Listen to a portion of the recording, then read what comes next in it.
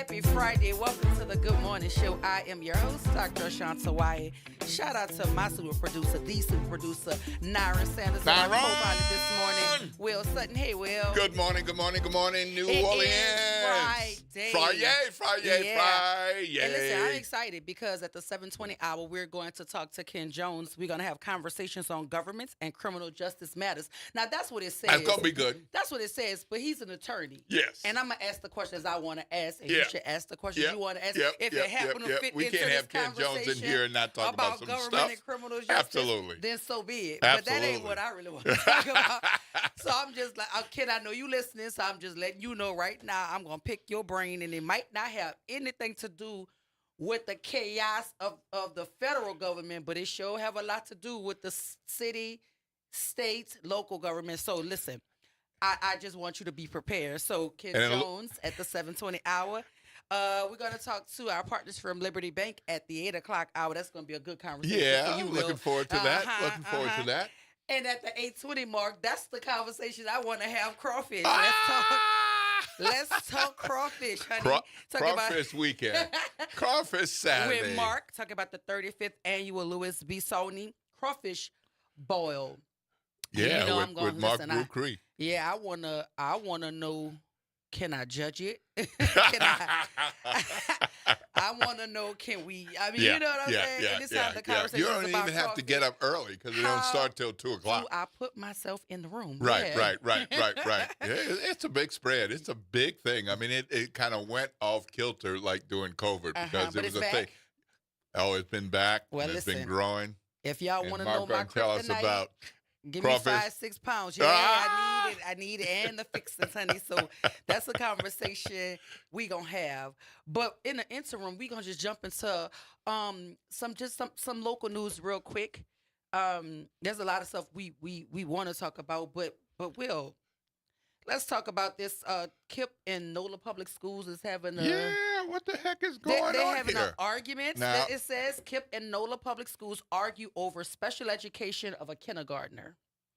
Yeah. So fill us in. So I am not familiar with this kind of situation, and I'm sure you are, Dr. Wyatt, which is why I wanted to bring it to your attention from the lens and to the listeners. A special education kindergartner, parents want KIPP to educate the kindergartner at home. And we don't know from the lens exactly who this kid is or, any special identifying information and more about that case. And that's reasonable. I don't think everybody needs to know all that. But the district, as I understand it, is responsible for the education of all kids, special education and otherwise. I have not heard of providing special education services to a student at home, and the parent and NOLA Public Schools think that's the way to go because she's homebound. But the student has never physically attended classes in a school and has had multiple illnesses, has had some walk-in services, but the dispute seems to be over a district policy, according to the school system, that requires a doctor's note for the student to be taught at home. Now, I wasn't aware that even with a doctor's note, a school charter organization or otherwise would have to educate the student at home. I thought that was like a parent's decision to homeschool or to have virtual school. This has raised questions for me, not just because out of concern for this kid and moving forward for this kid, but there likely other parents Mm-hmm. who have similar situations that may not know that they have a choice, if indeed this is a choice. Mm-hmm. Well, so here's the difference because I just skimmed the article really quick so I could join the conversation. There's a difference between homebound, homeschool, virtual school, right? So what this parent is in essence asking for is homebound services. Mm-hmm. So by law, to be eligible for homebound services, students generally need a medical or mental health condition that prevents them from attending school for a minimum of 4 weeks. This confinement must be documented by a licensed physician, and the student must be able to participate in instructional activities while at home or in a hospital setting. So, just off the surface of this article and what you and I discussed shortly before coming on air, I'm not understanding why the documentation is not being provided to the school. Because if the child has a documented IEP that calls for homebound services, then somewhere along the line that documentation was provided and presented because the IEP reflects homebound services. Now, what I'm having a problem with is for KIP to be asking for um, the Doctor's note. documentation. Mm-hmm. Then are they disregarding what the IEP that they received already says? Mm-hmm. Are they not taking into account what it says? Did the IEP and all of the documentation from the sending school, because KIP seems to be the receiving school, they got this child.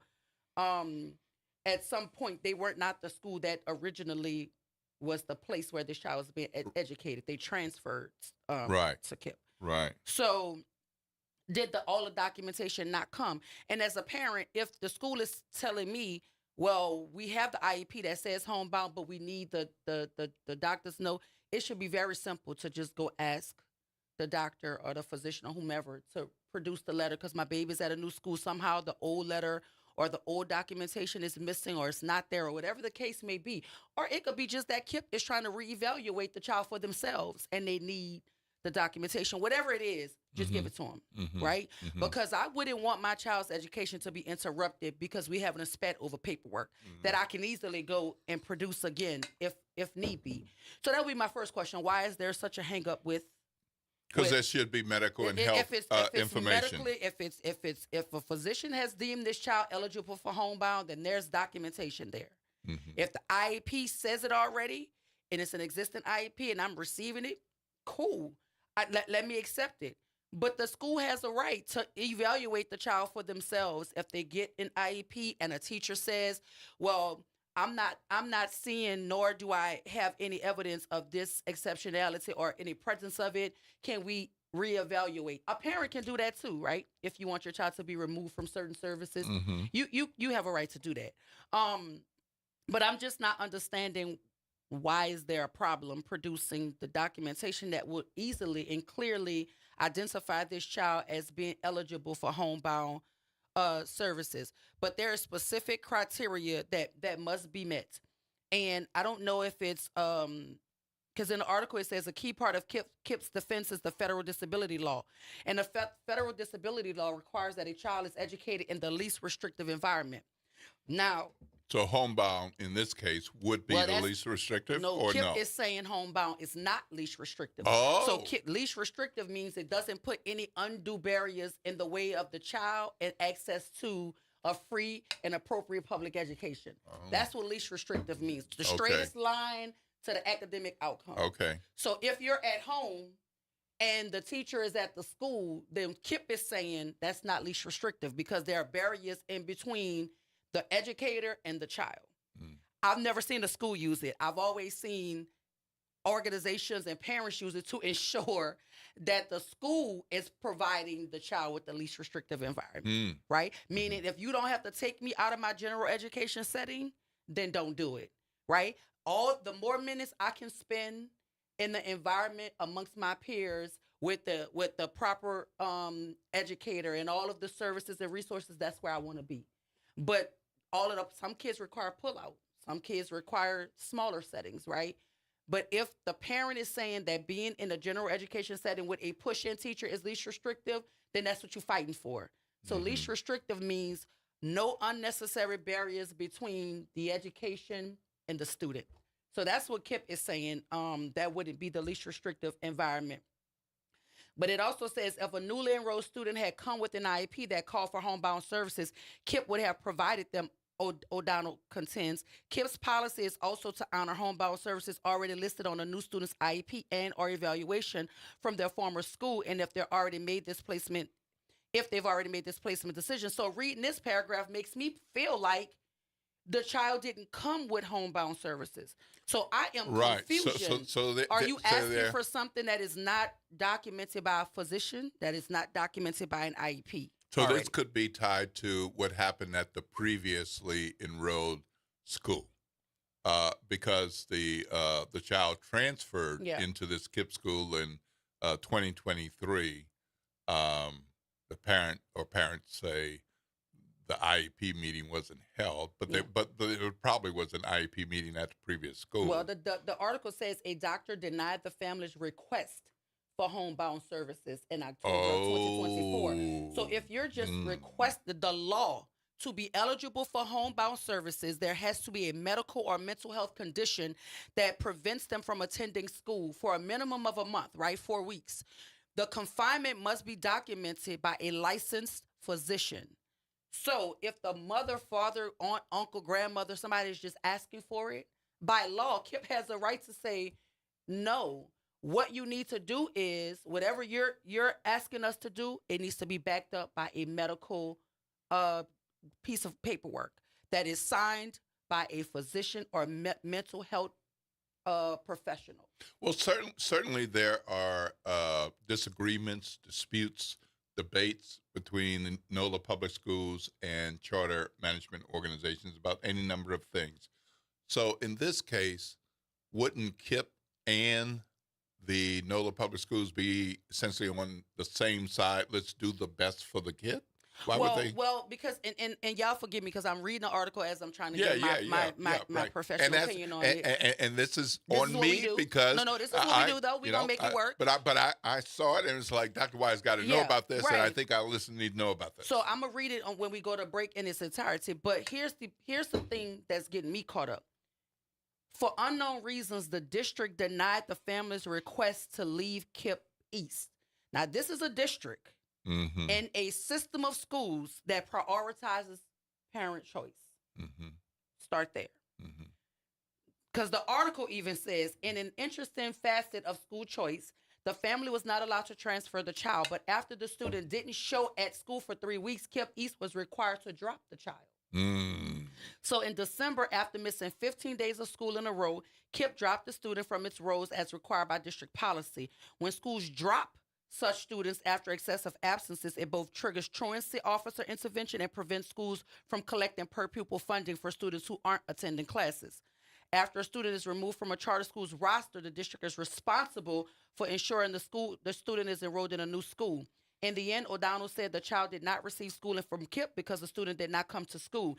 That has nothing to do with special ed. This is a truancy issue. Now, that's the stance of the school. Meanwhile, the district officials fear that charter schools that don't want to provide special ed services could steer families to seek transfers or drop them from school rolls. And that absolutely happens, right? Because I'm going to tell you something else. And I'm going to read this article on the break so I can give you a more robust picture. But from the little bit that I do know, and I don't ever take the side of a system over parents and children unless the thing is so blatant, right? So I would need to read this. But on the surface, I don't hear or see where documentation was provided to KIPP to warrant the homebound services, whether that's a already established IEP or a new note from a physician or a mental health professional saying this will preclude this child from participating in a traditional classroom setting. She needs to be homebound, and this is, what is required, right, to ensure that she's in a least restrictive environment and that she still has access to a free and appropriate public education. That's a federal mandate, right? So I would have to read more to see what that's about. Now, do I know that schools purposely circumvent providing special ed services to children? Absolutely. Do I know that they receive MFP dollars to provide those special education services and they still don't? Absolutely, I know that happens. So what I'm gleaning from the article is that there are schools, and not saying KIPP is doing this in this case, But there are schools that make it so hard for a parent to receive the services that it forces the parent to either self-drop, meaning like, I'm going to just stop sending them because y'all not doing what y'all supposed to be doing, and then try to seek the assistance elsewhere, and then that alleviates the responsibility of the school that doesn't want to provide the service. Because there are children sitting in schools right now that supposed to receive services per IEP, per a 504 plan, and they're getting the funding for it, and they're not providing it, right? I know some schools where you pay good money to go to school, and they do not provide special education services, even though they know you are a child that is supposed to be receiving special education services. So this thing is muddy. Yeah. So what I'm going to do on the first break is read it real quick. And I can give a better, more robust, professional opinion about what I think is happening here. But for me, personally, I'm going to do everything I can to ensure that I'm providing what needs to be provided for a child. Even if that means telling mom, look, I want to do it. All I need you to do is go get the documentation. Take these steps. That's it.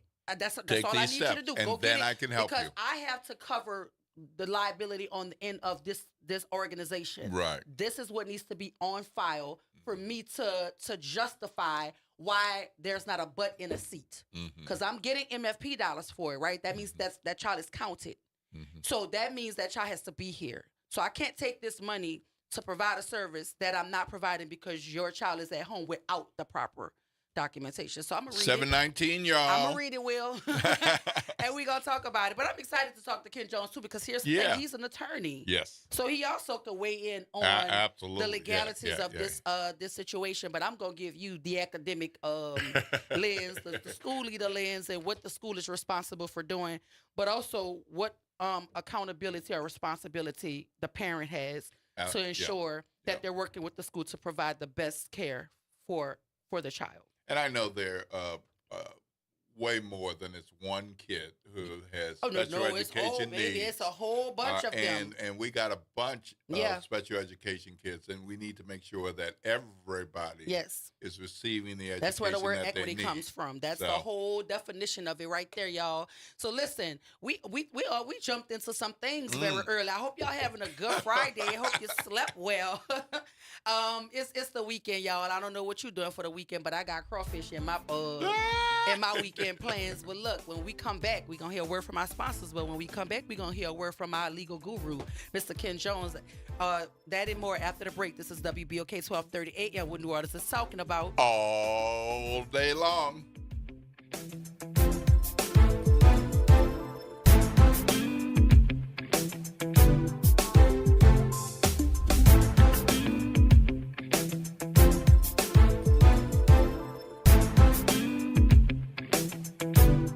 This is the Bloomberg Black Business Beat, brought to you by Fidelity Wealth Management. Earn Your Leisure, co-founded by Rashad Bilal and Troy Millings, is a multimedia platform designed to help educate people about the world of business and finance. The pair have podcasts, do live events, and recently released a book, You Deserve to Be Rich, Master the Inner Game of Wealth and Claim Your Future. It was inspired by some of the interactions that Bilal and Millings have had with young people of color and the types of questions they ask. We wanted to create a encyclopedia of sorts where you can get A to Z journey, and it walks you through from credit to real estate to stocks, but it's done in story format. It follows fictitious characters. So it really is a personal finance journey for anybody, anywhere. Co-founder Rashad Bilal on Bloomberg. The New York Times bestselling book is one of many ways Bilal and Millings are trying to reach people of color and share their knowledge. I'm Bloomberg's Justin Milliner on the Black Business Beat. Hoops, Heat, The Truth, on demand. Ball Don't Lie is now live on all podcast platforms. Tap in, search WBOK Media, find Ball Don't Lie, and bring the fire with you wherever you go. Download, share, and leave that 5-star review, because the game doesn't stop when the show ends. Now more than ever, Lowe's knows you don't just want a low price, you want the lowest price. And with our lowest price guarantee, you can count on us for competitive prices on all your home improvement projects. If you find a qualifying lower price somewhere else on the same item, we'll match it. Lowe's, we help, you save. Price match applies to same item. Current price at qualifying retailers. Exclusions and terms apply. Learn how we'll match price at Lowe's.com/lowest price guarantee. Something amazing is happening in networking. Organizations are scaling with less stress. That's because CDW is designing and implementing intelligent HPE Aruba networking solutions that simplify and secure operations. With automation at the center of your data center, growing pains can be a thing of the past. HPE Aruba Networking and CDW. Make amazing happen.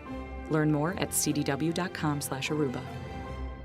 Connect with NOLA Public Schools. Follow us on Instagram, Facebook, and X for the latest updates. Sign up for District Digest, our official newsletter where we share district achievements, celebrate student successes, and keep you informed about our vision of providing a high-quality education. And don't miss our school board meetings. Watch in person or live stream on YouTube. Stay informed. Stay engaged. Visit NOLAPublicSchools.com today. Again, that's NOLAPublicSchools.com. The legendary Broadway show is back. The Wiz.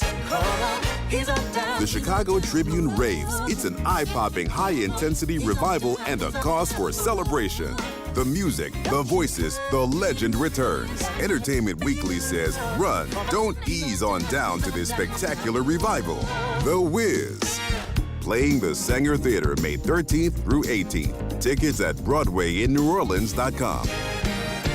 Visit DePaul's new Algiers Health Center at 2801 General de Gaulle Drive to receive primary and preventive care for both adults and children. Services also include behavioral health, imaging, and on-site pharmacy, vision, Medicaid enrollment assistance, and more. For appointments, visit DePaulCommunityHealthCenters.org or call 504-207-3060. Making a difference in the community. WBOK 1230 AM.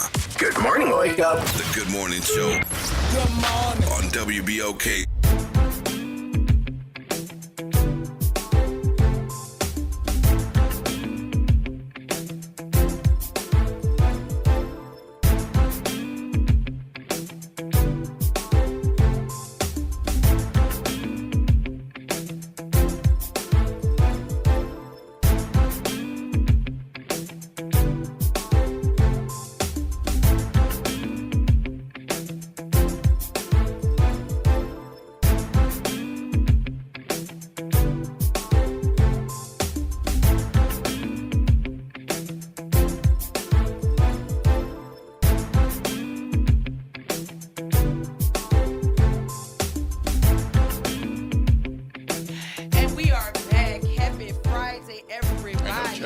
It is 7:26 a.m. as Will likes to remind the folk. If you are not on your way to work, you are already late.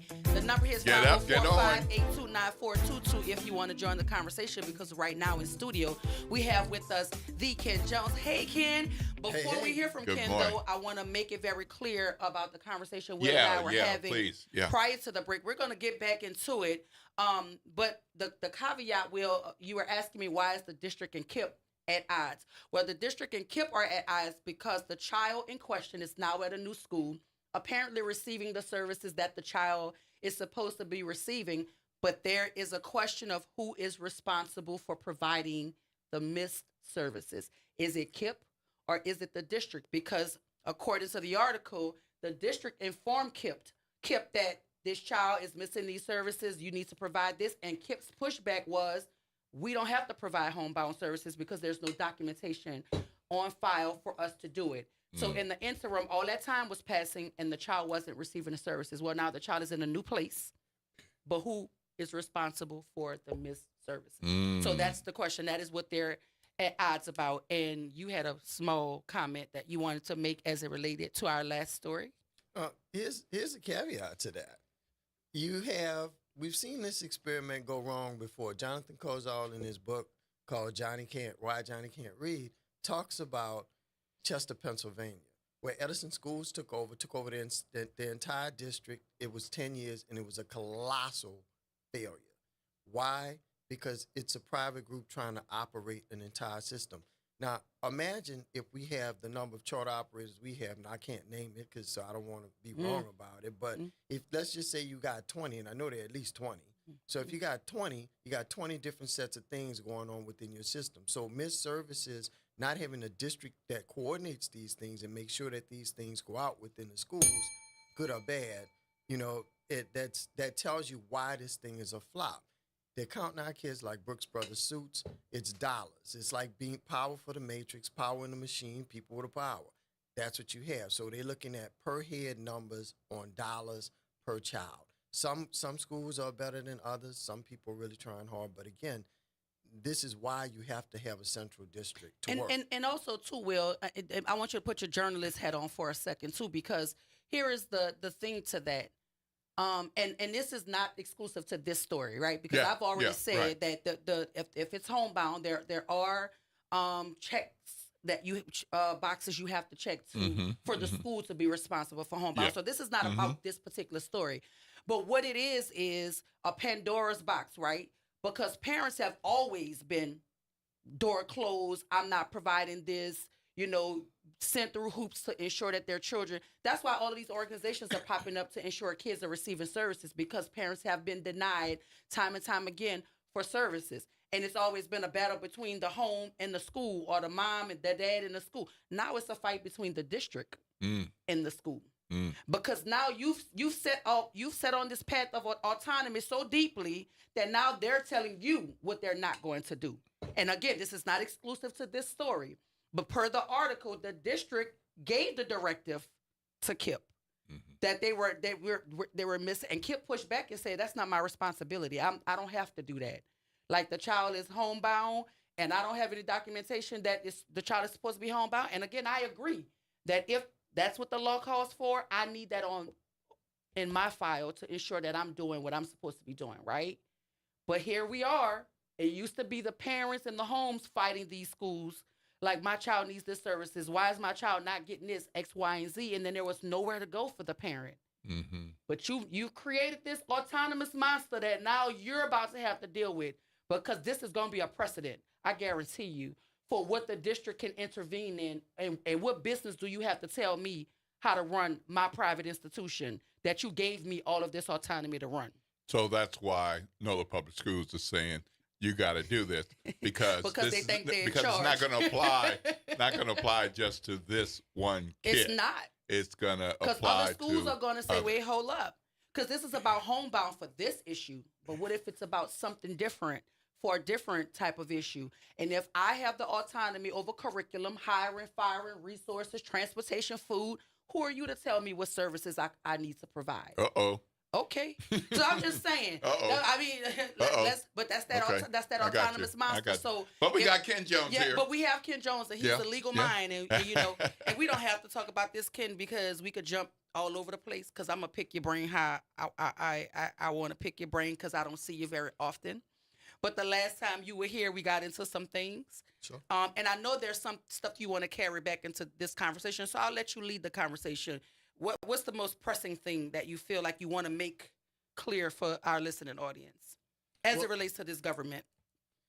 Well, in terms of what we're doing right now, Ms. Plummer called in. I'm not calling names to call her out, but she called in and said she likes to see the council fight and things happen. And to her point, twice a week collection, and there's a reason for that. She was talking about the garbage collection and how the council fought to have twice a week. She wanted twice a week. Well, you have to understand there's a policy reason why you don't do twice a week. Twice a week, garbage trucks are the heaviest things that roll down the street, right? They'll tear your streets up because they weigh tons and tons and tons. 18-wheelers don't come down residential streets every day. So there was a reason for that. But I understand her point, which was I want a council to be representative. However, what the council is currently doing, and particularly the president of the council, I understand you have discourse. You want to have discussions about things. You need to. And the president of the council right now is it Helena or JP? No, it's JP. It's JP Morrell. Okay, so that's the Morrell. president of the council, JP Morrell. Okay. Mr. Morrell is president of the council, and currently, he brings issues up, and you should. But when robust discussion's been had and information's been laid out to you, i.e., closing the French Quarters down, making it a pedestrian mall, well, that doesn't work. It's very simple. You have deliveries, moreover, emergency services. The types of barriers you have, if you've ever run a city, you understand that those certain rescue apparatus, i.e. fire trucks, ambulances, they have a certain clearance that you can have. And those barriers to stop vehicles large enough will also prohibit them from crossing over those barriers. So certain things make sense, certain things don't make sense, and there's a certain time of the day you can shut it down. So there's a compromise to be had. But you're hammering, bang, bang, bang, bang, bang, and you're not letting up that this is it, this is it, this is it, this is it. I understand, but explain to people why this is happening, what we can do, and make the best accommodation between the two things. I think to Ms. Plummer's point from the last conversation, what I gathered from her point was that she wanted a council that will hold the administration accountable to the constituency. Agreed. Right? And we all could agree that that's what we want. I got no problem. But your point is you're saying that there are certain things that warrant the decisions that were made and why certain things were structured the way they were. And to the point about the heavy vehicles, I'm telling you right now, I live in Jefferson Parish, and there used to be a parade that went down Terry Parkway. The residents on that street said it was messing up the foundation of their homes or something like that. Yeah. They rerouted that parade. Because we used to come out of my apartment that I stayed in at the time and walk right to the street to watch it. It got rerouted because the community came together and said that it wasn't working for the foundation up there. So I understand like the heavy vehicles coming down residential streets and all of that. But to a lay person, like a regular person, we don't know that. And I feel like those kinds of things should be told to us and explained to us so we understand why certain policies exist or why you're changing certain things. But I do want a government that holds itself accountable, whether that's the mayor making certain that she's holding all of the entities that she governs accountable, or whether that's the council making certain that the city and the council work hand to hand. Now, what I don't like is the nasty vitriolic back and forth that is on public display for everybody to see. Let me jump in right there. That is the point I was going to. I want a council that advocates and exercises oversight, but also explains to me what is going on, not just make quick political quips and points that for points to score political points. No. Tell me what's going on. Let people decide. Guess what? If people say to hell with it, I want twice a week. Get the people twice a week. Get the people what they want, but at least explain to them why you may want to be doing something. But on side of that, the vitriol, we saw that under Mayor Morial and to a more friendly degree, Mayor Morial and later Mayor Bartholomew when he was on the council, Mayor Morial was in the first Mayor Morial, Dutch Morial. And there was a lot of clashing going on, but it was clashing about something and about things. A lot of this it's very loud with little to no explanation. The garbage contract. Oh, and by the way, as a lawyer, I've sat on 2 of the 3 cases where the city council has lost. Mr. Swinsick, their lawyer, is a fine person, but he gets garbage for facts to work with. I mean, I understand you want certain things, you feel certain ways about certain things, or you believe certain things. I get that, but the rules are the rules. We either have them or we don't. So as it relates to the garbage contract, because you mentioned, I didn't sit on that one. I got another question to ask too, but as it relates to the garbage contract, yes, because there's been consistent conversations about things being inside of the contract for Henry Consultant that you don't necessarily see in a standard contract or previous trash contracts, sanitation contracts for other folk who were providing that service. Okay. Can you give us any insight as to that? Oh, sure. Because I do know in the chat that the WBOK listening audience, some folk were talking about that. I do know on other stations they were talking about there are things that he's getting that were not in line with what is customary for a contract. Is it on the awardee of the contract to be responsible for what the awarder is giving them?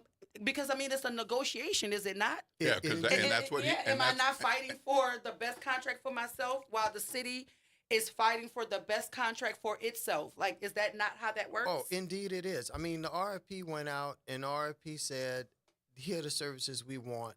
In that RFP, you lay out the equipment, you lay out your manpower, you lay out your capacity to actually do the job.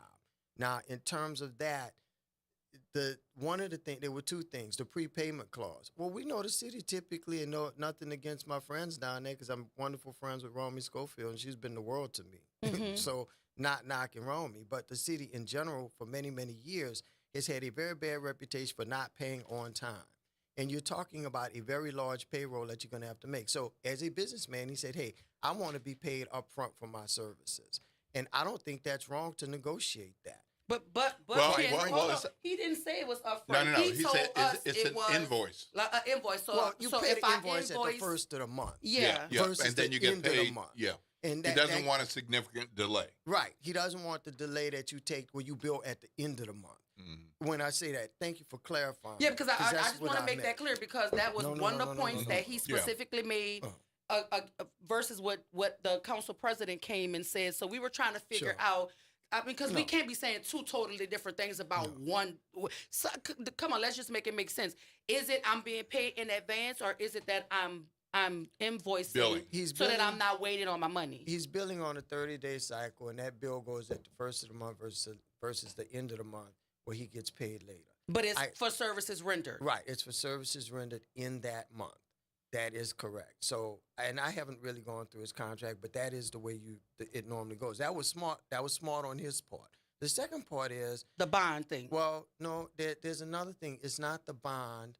It is the at-will dismissal clause that they talked about, which is there was a clause that says I can dismiss you just for anything. Who's gonna have that sort of equipment and even partner up with somebody, and this is gonna lead to the bond, and say, well, I'm cool. You can just dismiss me whenever. You're a year in, you're 2 years in. The new mayor comes in, she does what she does, and then I'm out.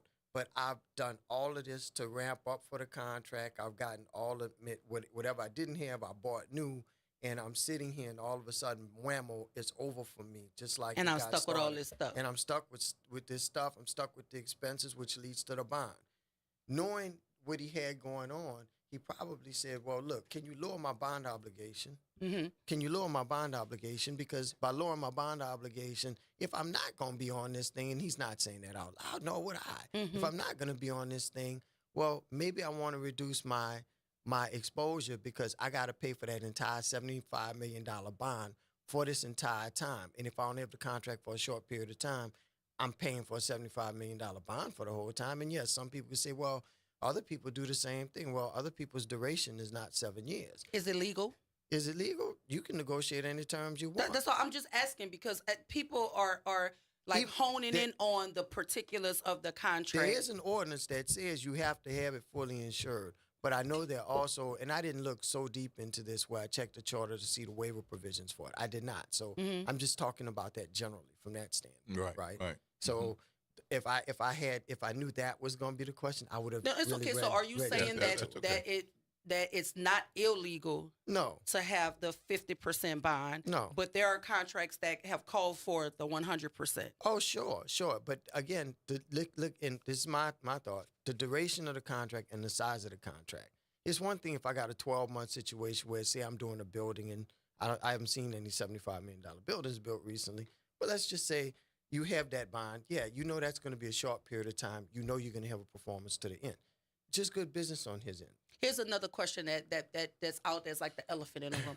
Folks are saying, I've heard other stations talk about this, that he only received these favorable contract negotiations because of some personal relationship that he has with the Cantrell administration. Do you believe that that's what the council believes is happening here, that because they have some sort of relationship already, that's what created this favorable contract, or this contract in his favor to get him this sanitation contract? Like, is that what's at play here? I wouldn't tell you that it is. I'm telling you that what he's putting forth is his terms, and they can agree or disagree. That's what. Quite frankly, that's what I keep saying. I'm like, if I'm negotiating for myself, I'm going to ask for the most favorable terms. Of course it's up to the other side to say, well, we can't give you this. You can have this. What about this? Isn't that the art of negotiation? I'm just trying to figure out what people are assuming or insinuating that makes this some sort of salacious deal going on. Because my other question would be, why couldn't Richards have the contract outright? Did they bid for it outright and they just didn't get get it? I don't know that Mr. Richards bid for it. I had not seen the score sheets, but as I remember, what I've heard on the radio is that it was first Mr. Henry, second it was Romelli, and third it indeed was Torres. I don't know that Mr. Richards even bid for the contract. So that's what I'm saying, because I hear folks say the only person they feel like kind of got the short end of everything was Mr. Richards. Well, so I was trying to figure out if he initially bid for it and he just was overlooked. No. That was a teaming agreement, a joint venture between he and Henry Consulting, and which made perfect sense. I mean, he has large capacity. People have a lot of faith in Mr. Richards' ability to put up, deliver, and to be stable. And that's what really started this whole thing going backwards and forwards and created an opportunity for this to go that way. I want to jump to something very quickly because I know we only have a minute or two left. No, you got some time. We gonna stay with you after the break. After the break. Okay, well, cool. We'll make that happen. Right. So let me jump to a point that the City Council President J.P. Morrell makes, which is any long-term contract, trash or otherwise, multiple year, City Council must approve. You can negotiate, you can agree or disagree on the terms, but in the end, the City Council must approve or reject the contract. Your take? My take is that given the current structure of the mayor's office, and that's a great segue to this, the mayor's the chief executive officer, and there's a chief administrative officer. The council's role in government is to allocate and appropriate funds and appropriate and legislate funds and ordinance. Their job is not to run the city. I mean, once it's been let by the RFP, that's a wrap. Pretty much, unless there's something truly egregious or truly wrong, which they get to ask about. That is not wrong on their part, right? But at the point of saying we want to see everything, and well, why do you have an RFP or RFQ? Which leads me to, the ultimate goal here is to change the form of government. They want to make the government not currently, which we currently have, is a strong mayor. The mayor is the chief executive officer, run through a chief administrative officer. They want to go to a city manager form of government where you have, although they're not calling it that, and the Citizens for Civic Responsibility or the Citizens Coalition Group, there's one sentence in that HRNA report that recommends that. Now, everything else is true in the report, and it's a great report in that sense. It's done by very competent and capable people. But that changing form of government allows one thing very simply to happen, that 4 members on the council who are elected by whoever the powers that be are behind the throne, who give a lot of money and do a lot of things. Some of us know who those folks are, and I'm not naming names about folks around here. But those 4 members can hire and fire that chief, what we know as a chief administrative officer right now, / city manager. And that person has to basically do their bidding. The mayor will become inconsequential at best. Well, let's jump into that more after the break. We have to go to break, and when we come from the break, we're going straight to the phone lines because there are people chopping at the bits to have this conversation. And if you want to join it, it's 504-582-9422. We'll have more with Attorney Ken Jones on the other side of the break. This is WBOK 1230 AM. What New Orleans is talking about all day long.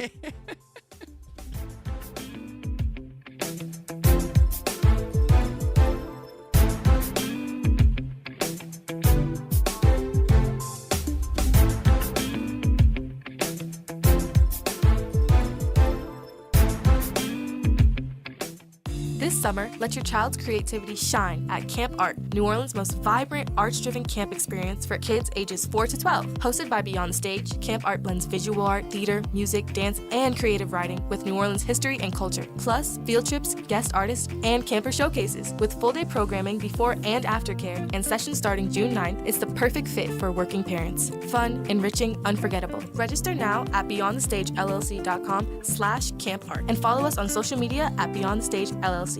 Welcome to Chemical of the Month by the community scientists at Rise St. James. This month, we spotlight phthalates, chemicals added to plastics, especially PVC, to make them more flexible and durable. But there's more. Research shows phthalates may disrupt hormones, affect reproductive health, and contribute to environmental pollution impacting our communities. Join us as we explore how these additives shape our everyday lives and the world around us. For more details, visit risestjames.org. Empower your knowledge with Rise. Did you hear?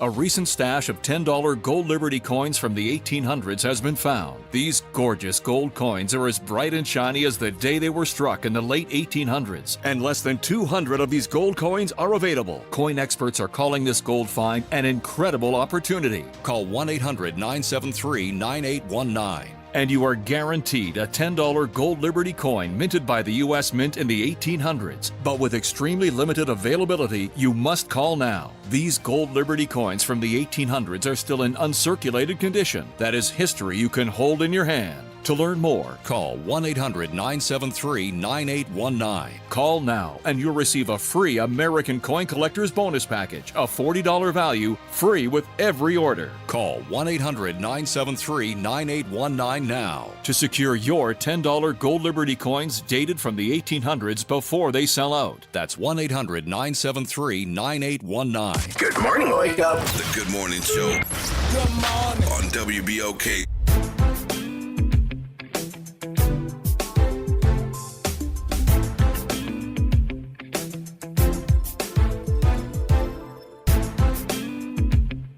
Back. Happy Friday, everybody. Welcome back to the Good Morning Show. I'm your host, Dr. Ashanti Wyatt. In studio with me at this moment is Ken Jones and my co-pilot, D. Will Sutton. Hey, Ken, how you doing? Hey. We're going to go straight to the phone lines. Good morning, Miss Alicia. Welcome to the Good Morning Show. You're on with attorney Ken Jones.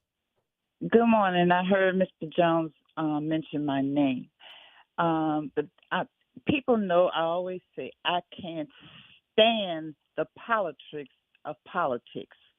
One of the things I don't like is when people don't disclose. When they come in with their opinions and stuff, they don't disclose why their opinion is what it is. Jeff with, what's the name of his thing? HRNA is the name of his consulting company. No. What's the name of Jeff Thomas' newsletter? Think 504. Think 504. All right. Black Jeff Source Media. Okay. Jeff is Troy Henry's partner. Mr. Jones, your mother is C.C. Campbell Rock. Very correct? Much so. My father's also Kenneth Jones, and I who love was with Jefferson Parish. I love her stuff. But she also writes for Jeff. She does. So when you have Troy Henry's friends speaking up for Troy Henry, you need to disclose that. I don't like the mayor situation we had with Mitch. Too many of them bowed down to Mitch, and I went to court to fight Mitch for a hospital in New Orleans East. I don't like the politics. And the fact of the matter that Mr. Henry, like you said, you have the right to negotiate. No, you don't. If there's an RFP that was put out, you answer that RFP. Yes, I can do that. Here, I'm your person.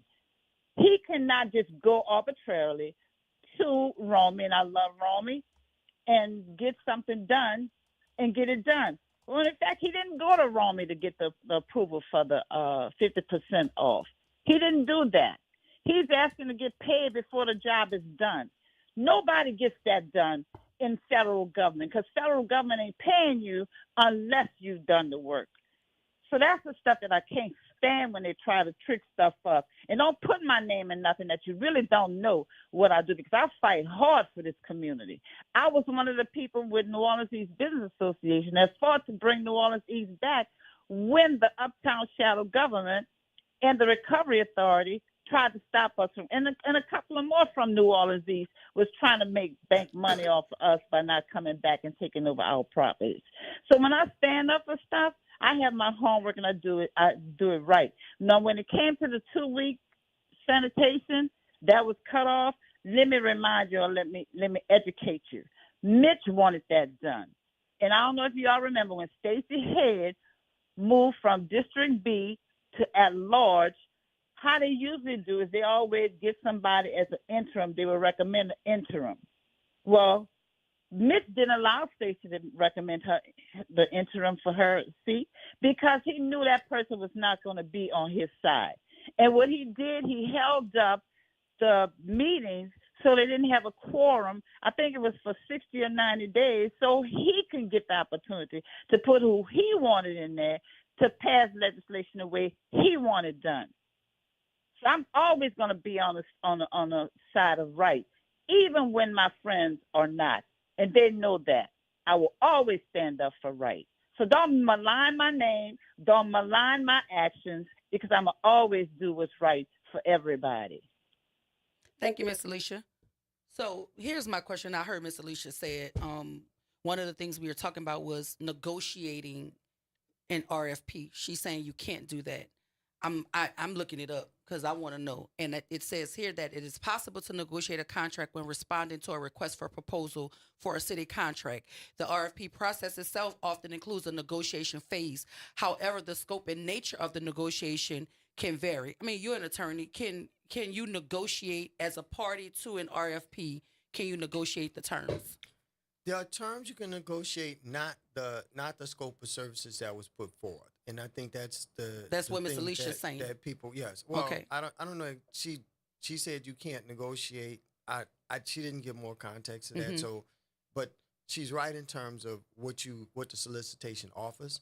You can't change that. You can't change the number of vehicles you need, things like that, the major components. Right. However, things when it comes to your payment schedule, those are negotiable. Minor matters are negotiable, although they're major in this case. Other provisions, when I say minor matters, just not the scope of performance itself. So let's talk about the bond. Is that a negotiable thing? Because a lot of folk have an issue with it being a 50% bond as opposed to 100%. Is that something or a term in the RFP that should have been negotiated or could have been negotiated? I will say this about that. This would be my explanation if I were his counsel advising him. I'm pretty sure there's a good cause waiver. I have not looked this up, but in most, and having been a city manager or /CAO in the past, I have seen people ask for reduced bond capacities. If you're in the last year of an administration and you know you may not have the contract long term, why would you want to pay $75 million worth of bond the entire time that you for the time that you're going to carry the contract, unless you thought you were going to carry it for the entire 7 years? So that is something that I would want to negotiate as well if I were him. Also, on the other end of that, the good cause, the waiver for good, firing for good cause, a termination contract for good cause. He said that's what he wanted. He didn't want a termination at will because you're going to invest this money, you're going to buy equipment, you're going to be paying these bonds, you're going to be doing all these things.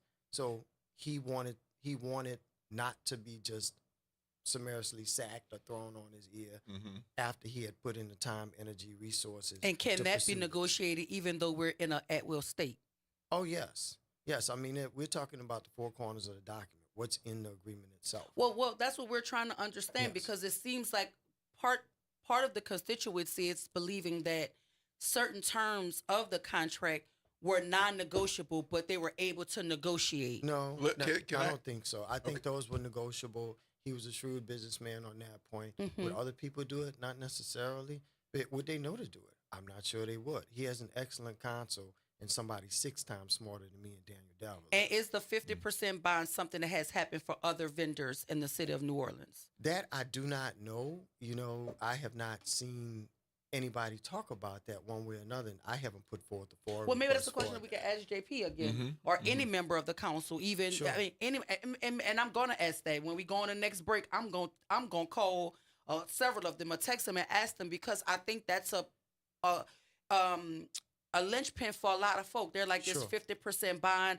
I've heard other stations say that's not something that has happened or typically happens. It is unusual. So is that part of the RFP that could have or should have been negotiated, and has it been done for any other vendor in the city of New Orleans? But here's the thing. I mean, I'm from New Orleans, grew up here, D.C., but my career has taken me in other places: Philadelphia, Indiana, North Carolina, and my understanding, I am not an attorney, I am not an attorney, but you just as a had to read the journalist, stuff. yeah, And you read well enough. okay. Bro, so don't worry about the qualifications. But as a journalist, watching municipal and state RFPs, yes, the RFP is a scope of work must. Sure. And you can have one party bid on it. You can have 12. But whoever is awarded the RFP, that opens you to the period of negotiation. Correct. So you can have the RFP, and the RFP was for everybody. Correct. And there are things you cannot change. But there have been awarded RFPs that then don't come to fruition because the parties disagree on the terms. On the terms. Correct. I mean, look, the city wanting to get invoice up front, that makes sense because you don't want to invoice at the end of 30 days and it takes the city time to pay. And the city, again, nothing against Romy and Company, has not had a great reputation for paying timely. And that's going on for a number of years. I know it has improved recently in the last year or two, which is a good thing to have happened. But at the end of the day, I'm not quite so sure why people are giving this a lot of scrutiny. Mr. Richards is a high-level performer. Troy Henry has performed on many contracts. I just wish the fervor for this would die down because Mr. Torres was on WWL, and it was interesting. When he got on, he said, this contract should be specified this way. Well, he built his company specifically around the garbage collection contract in the French Quarter. He has specialty trucks. He has a bunch of stuff. Does a great job. No two ways about it. Those weren't the specifications in the contract. Mr. Henry, Mr. Richards, and Company can live up to those. You want something different, when it goes back out for bid, you can specify that. But if you specified it the way he is doing it, who else would have the equipment or the means to do it? It would then, that's the way when you want to give somebody particularly a contract, that's how you do that. Mm-hmm. Well, I think to the point that a lot of folk on the outside looking in are they're having is just so many unclear answers, and it feels like to people that it's so muddy that you just don't know who to believe with something that should be so simple. Like just tell the public what the issue is, what the negotiation terms were, what's legal, what's not legal. Because I've had several conversations and I often feel like I think I know what's going on, and then there's another layer that comes in, and it's like, what the heck is going on? Like, it should just be clear to people who are tax-paying citizens. It should just be very clear. And right now, it's just muddy. Well, RFP negotiations and stuff are things that you normally don't hear a lot about.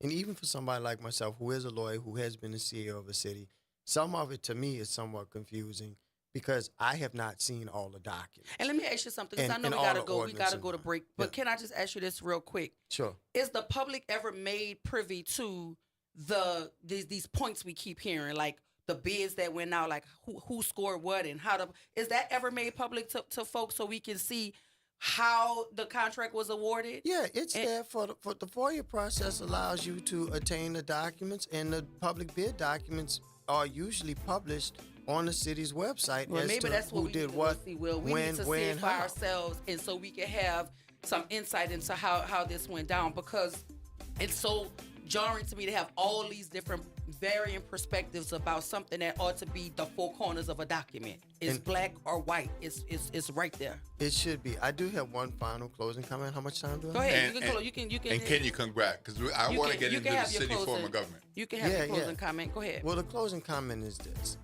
We have survived in New Orleans the way we have, and this sounds crazy, but whatever happens in New Orleans happens in the rest of the world later. We're older than everybody else, so we're ahead of the curve in a lot of senses.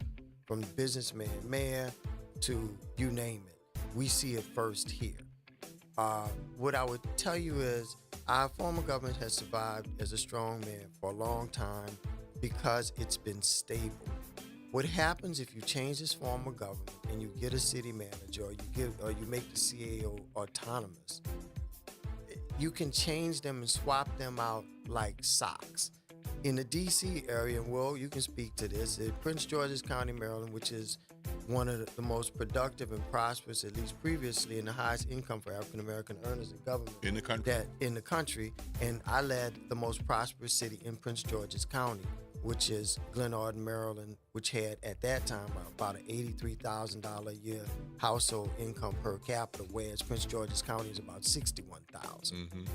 What I can tell you is I've seen in those jurisdictions, and in that jurisdiction, I was city manager twice. They had 7 city managers in 12 years. That does not make for stability. We have had amazing stability.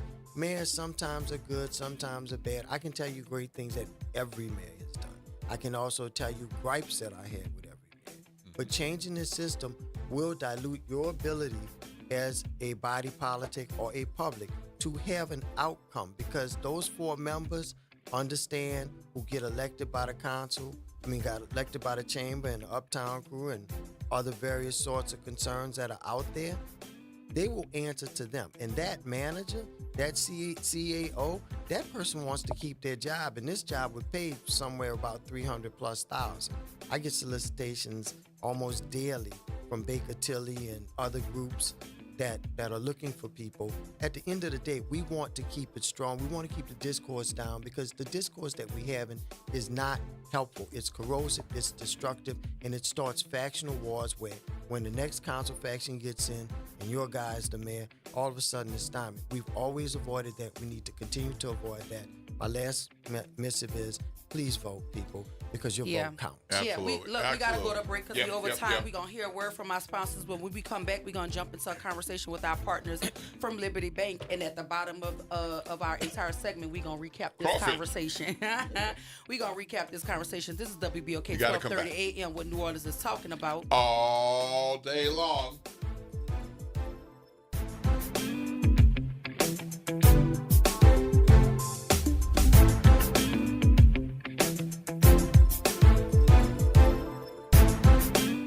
WBOK New Orleans, home of the Good Morning Show, 7 to 9 a.m. weekdays. This news report is brought to you by New Schools for New Orleans.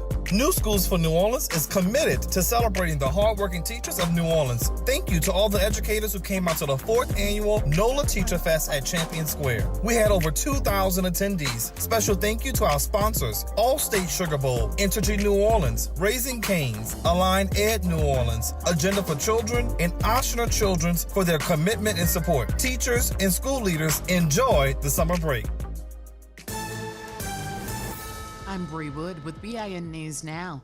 Milwaukee Judge Hannah Dugan pleaded not guilty to charges of helping an immigrant evade ICE. It's very scary to admit that the democracy you have believed in all your life could actually be threatened. She's citing Trump's Supreme Court immunity ruling as her defense. Protesters rallied in support. Her trial begins on July 21st.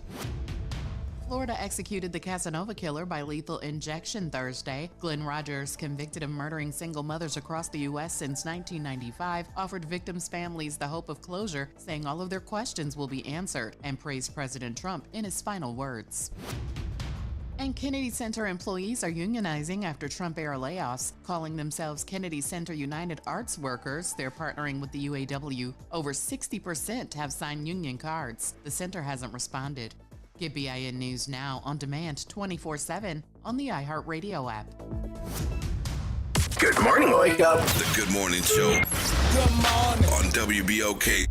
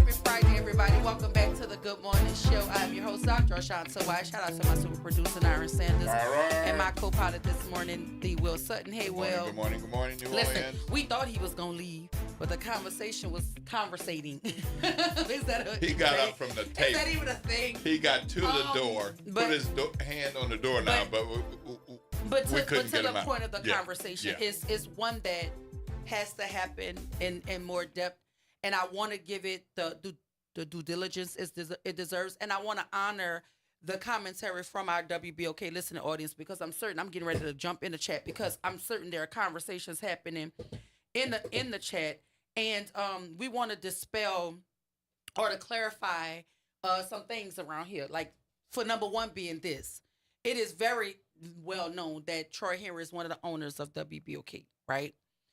It's very well known that we've had Mr. Henry on more than once to talk about the sanitation contract. Yeah. We've also had several members of the council, one being Freddie King, Councilman Freddie King. We've had Councilman JP, City Council President JP Morrell. We've invited Councilwoman Helena Moreno to the show, but she's in the middle of a mayoral race, so her and Oliver, we understand, will not participate in these conversations, but we will have them when we do the forum, so we can ask all of our questions then. But we've also had who had to abstain from the situation. Georgia Russo. We've had Georgia Russo on, so he lightly, said some things, nothing too in depth about it. But we've had several members of the council on, and the floor is open to the rest of the council members, whether it be Councilman Green, Councilman Harris. They're all welcome to come here and have this conversation. And Sidney Torres, if he wants to come in. And Sidney Torres can come in. I've even asked for Mr. Richards. He could call in because I wanted to know where where he fit into the conversation, because a lot of people, everybody that has called here that has had an opinion about the sanitation contract, they all have the same sentiment. They feel like the only real person who they have any sort of sympathy for was Mr. Richard. They felt like he got the short end of things. But what I want to make clear is here, what my job particularly is to ask the questions and to offer my opinion around the questions. But when I don't understand something, I'm going to ask deeper questions. If something doesn't make sense to me, I'm going to question it. And what I want to understand is this whole idea of these particular line items that were listed in this contract. We've had a caller, Miss Alicia, who seems to be well versed in RFPs and understanding how this stuff works. And she's saying that certain parts of RFP are non-negotiable, and you've agreed to that, right? Oh, certainly. But there are certain parts of the RFP process that have a negotiation phase, do they not? Yes, they do. So my question is going to continue to be the things that he has negotiated for himself in this contract. Were they legal to be a part of the negotiation phase, or is that just something that favored him because of what? No, I mean, those are lawful. The city has, again, I think it's the third time I have said it, but the city has had issues paying timely. That's a large payroll you got to pay out, and you have other operations you have to run. He wanted to ensure that he was paid, so he was going to invoice on the front end. Which is something any other vendor or contractor could have done. They could definitely do that. There's a lot of companies throughout the years have said, and this is not as recently, like I said, in the last 2 years or so, things have gotten indeed better. But a lot of people would not do business with the city because they were not getting paid timely. And that's a big issue. And when you have a contract that's that large and you may have to put out $400,000 or $500,000 a month, you want to make sure you're going to get your money. There's another station that insinuated that Mr. Henry got the contract because he's black.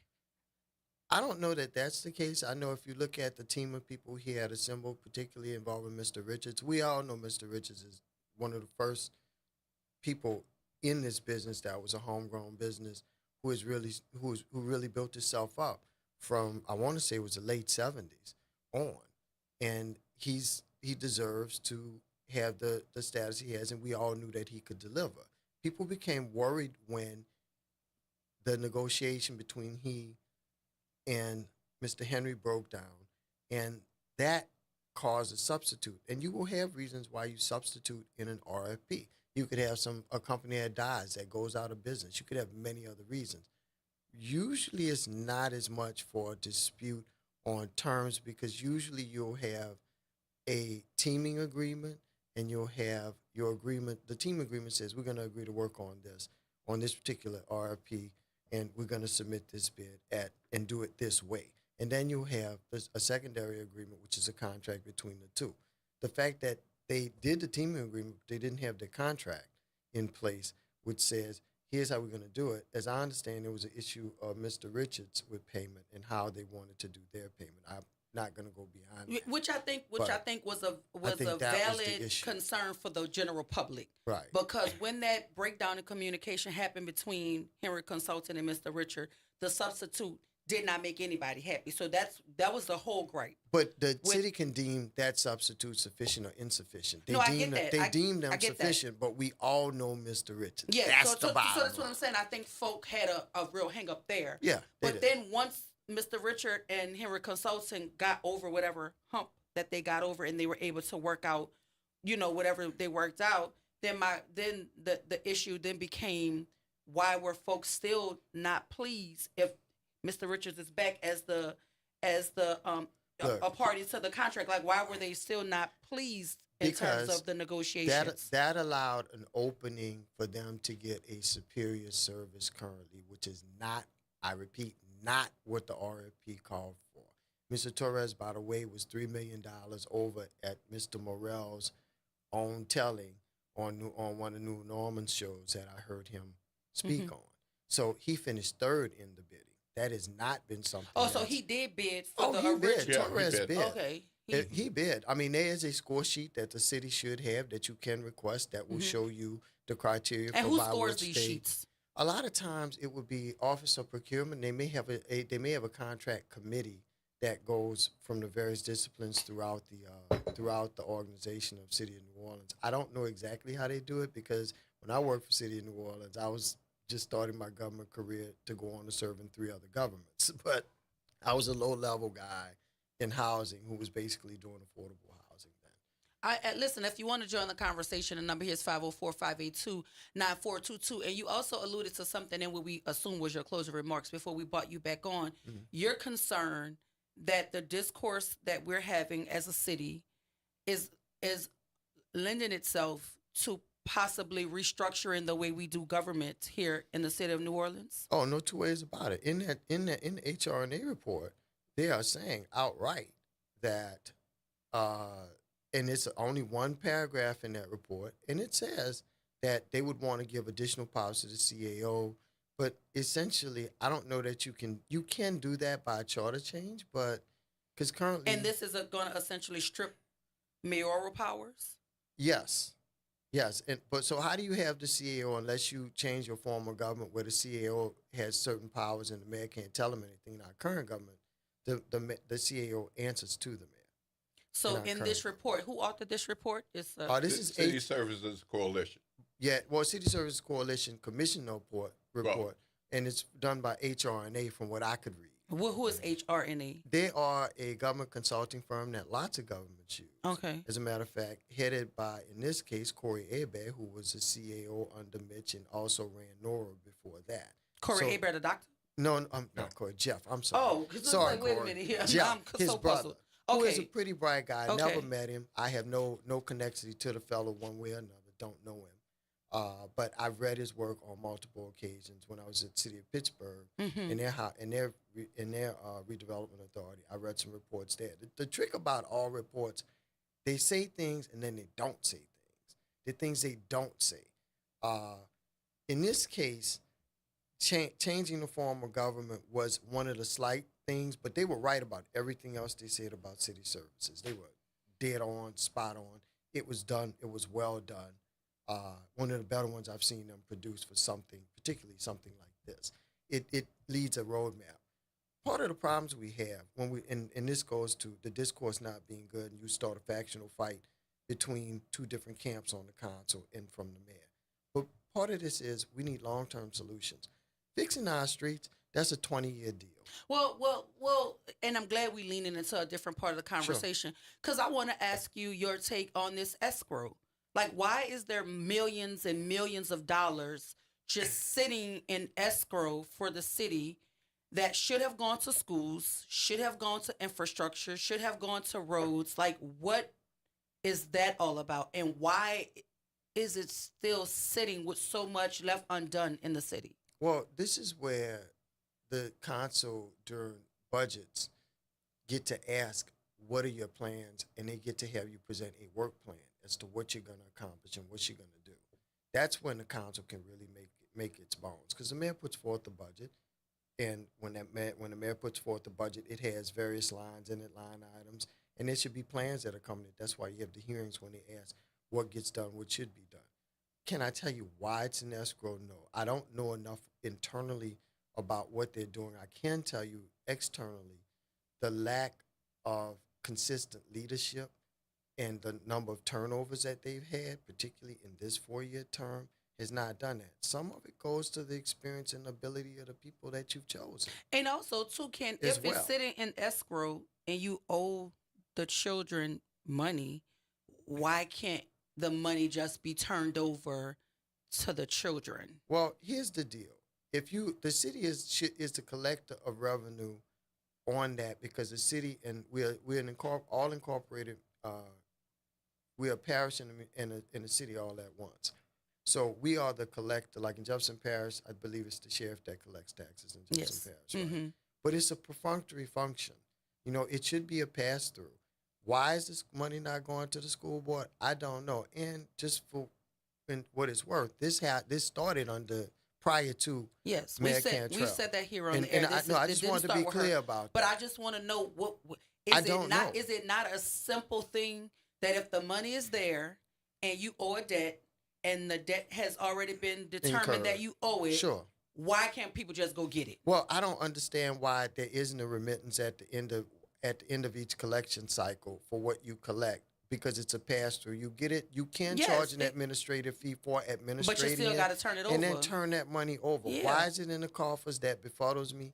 I don't have those conversations necessarily in the work that I do. When I'm talking to people, you know, I'm talking to them about legal matters. If I don't represent that matter as it relates to the city, I don't have those conversations. Sometimes I don't want to know, to be quite frank. But I can tell you, you're asking me my opinion. That is why I'm saying what I'm saying about it. I think the money should be turned over if they want to do something. The council wants to do something. Pass an ordinance that says on X day at the end of X quarter, then all the money funds are should be remitted. Like, now, there's no holding it. It shouldn't be held. I don't know why. Because right now, Ken, there are schools making decisions about staffing, programming, et cetera, for next year, because of this, because of the shortfall. Absolutely. I get it. So if there's a report that's out there saying all of this money is just sitting there, and a lot of it is earmarked for the schools, then why can't we just go get it? I have no idea why that's happening. I mean, that's a good answer for your CAO. He should come in, sit down, and talk to you and tell you well, maybe that's why this another guest isn't we moving. should have, because he's definitely there's a lot going on he in that makes position. The calls. I mean, he listens to the mayor, but he's the guy who advises the mayor as to what should be Is and this what still should the not be. Montano guy? Yes, Gilbert Montano. Yeah. He should be the guy that comes in, sits in your chair, and answers you various things. Some things he's not going to be able to answer, but most of them he should be able to tell you right off. I don't like when people come and can't answer stuff when it's germane to their job title. I know where you're going, but I don't want him to come here and say, because all I want to know from him is if the money is sitting there and you owe it to the school. A judge has even said that you owe it to the school. How long is it going to take before y'all cut the check for the babies? Because programming and staffing is literally on the line as we speak. School is out right now. Yeah. We have but a few months before school starts again. Right. How do we get the kids their money? Well, that's the real question. I think he should be able to answer that for you in terms of the and you got to go to break. Right? We got to go. You got to go. Yeah, you got to go. I got to go. Yes. All right. Well, I'm out of here. But for real, you got to come back because I enjoy picking your brain. And listen, the WBOK listening audience is astute and they're sharp and they're going to come with that fire. And I appreciate you being able to respond to it.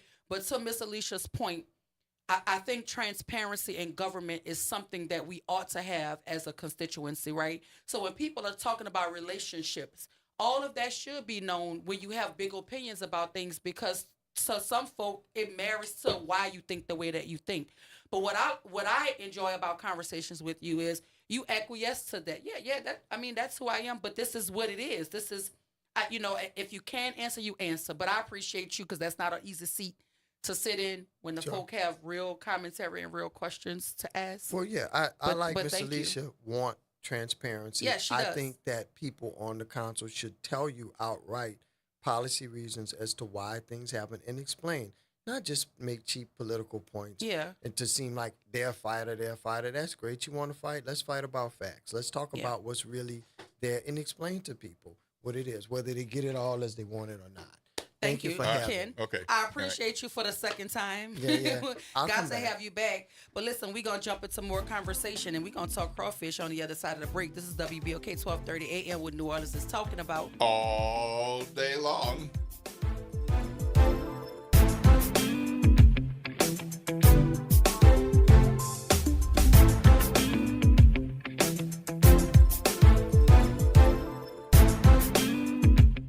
New Orleans, are you ready for a voice that says what you're thinking?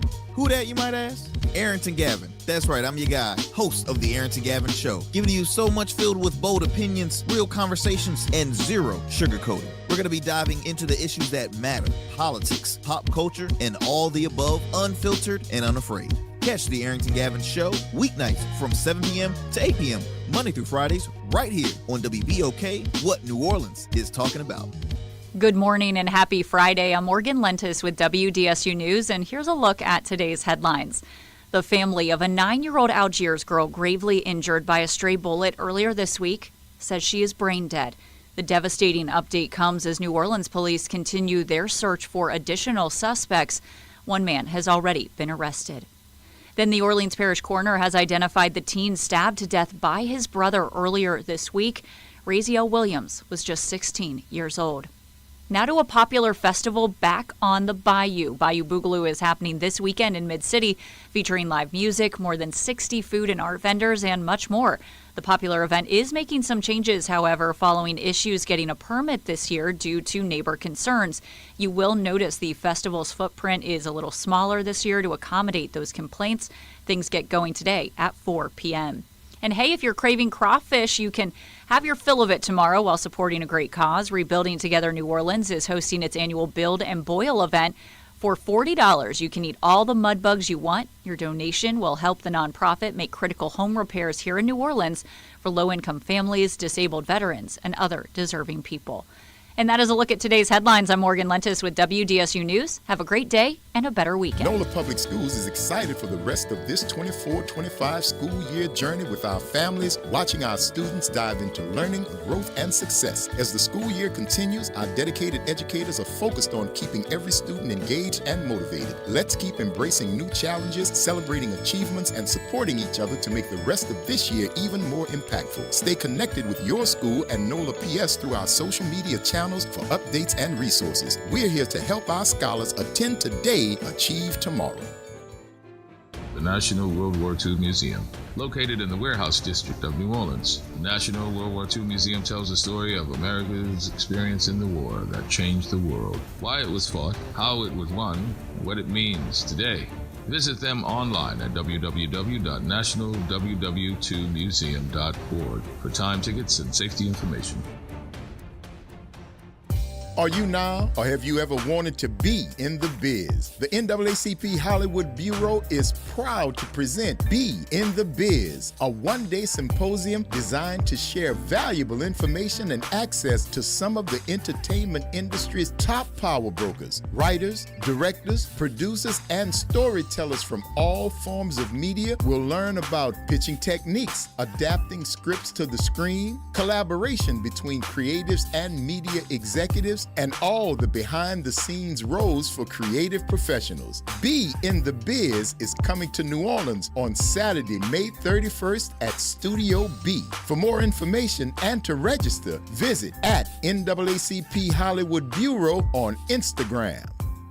Welcome to Chemical of the Month by the community scientists at Rise St. James. This month, we spotlight phthalates, chemicals added to plastics, especially PVC, to make them more flexible and durable. But there's more. Research shows phthalates may disrupt hormones, affect reproductive health, and contribute to environmental pollution impacting our communities. Join us as we explore how these additives shape our everyday lives and the world around us. For more details, visit risestjames.org. Empower your knowledge with Rise. Making a difference in the community. WBOK 1230 AM. Good morning. Wake up. The Good Morning Show. Good morning. On WBOK.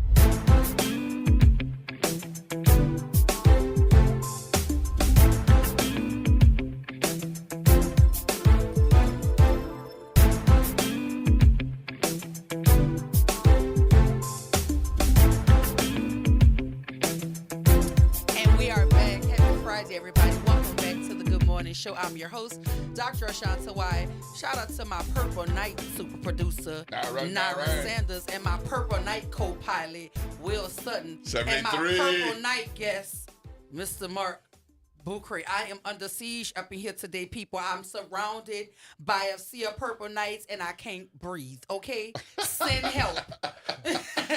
Send help. Before we jump into the conversation about the crawfish bowl, we have Reverend Calhoun on line one. Good morning, Rev. Welcome to the Good Morning Show. Reverend Calhoun? We lost him? All right. Sorry, Rev. I mean, we probably held him too long, but no, real stuff though. Like Mark walked in, and I always try to greet our guests and warmly welcome them to the studio. And he told me, wait, hold up, it's priority because this purple right here, and he had to shake hands with all of the purple knights in the building. Yeah. I'm talking to the ownership of WBOK right now. I need Hazard for this segment. I'll get to This is a bit much. This is a bit much, but welcome to the Good Morning Show, Mark. How are you? I'm well. Thank you for the invitation. So you're here talking about the 35th annual Louis B. Sony Crawfish Boil. So it's been 35 years, but the first question, why is it named after this alum in particular? Well, Louis was a board member of the Alumni Advisory Board, one of the original board members back in the 90s. And this crawfish ball started out as just a gathering for alumni to come and hang out and just have fun.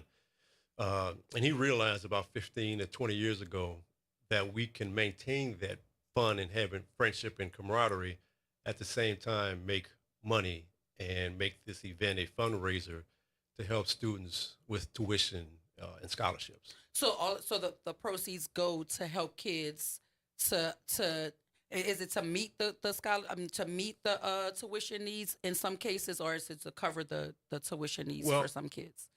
The proceeds go to families who need assistance to enter St. Aug or even to remain at St. Aug, because life happens where things affect families while they're already at the school, and they may need assistance to get to the end of the year or even finish the school 2 or 3 years down the road. So we're partying with a purpose. 35 years. How have you seen this event grow from the inception? The inception, it was just alumni coming to hang out and have fun.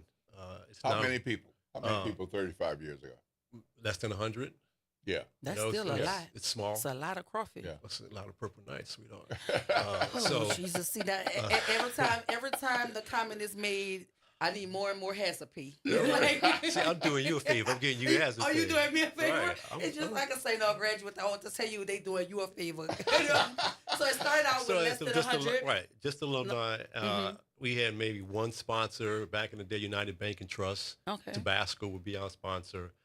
Shout out to Bobby Major, who's always been there from the beginning. But it's grown to where it's not just alumni. It's students, family, and friends, staff, anyone who wants to come and enjoy the crawfish and the company. We've expanded to where now it's outside in the schoolyard, where we have maybe like Italian ice, snowballs being served. This year, for the very first time, we're doing an annual boil-off where we invited 4 alumni to boil a sack of crawfish to be crowned the first ever Purple Night Alumni Crawfish King. So y'all judges for this, they Purple Nights too? Some will be, yes. No, I need to be a judge. I need to be a judge. Put me on the list because I don't know.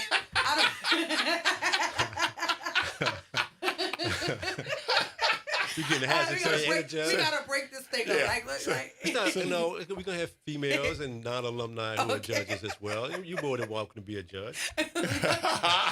You know, you can work That's something what she out. wants So to you hear. making That's up, what you she wants. making up for dissing me earlier, right? It starts at 2 o'clock. Listen, Starts at 2 o'clock. That's a So, good time. so I will say this: it's best to get your ticket ahead of time, right?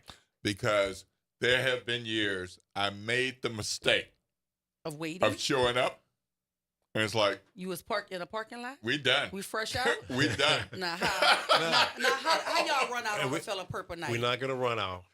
We make sure now that we have 'Cause enough it's big. crawfish, Yeah, and we it's actually it's gotten right. bigger, and they've gotten better. Right, gotten better. and you know, we sponsors are allowed to take crawfish to go, and if we have crawfish remaining at the end, we usually sell small bags of crawfish to folks to take home if they want to take it home as So well. how much is the 35th annual Louis B. Sony crawfish boil?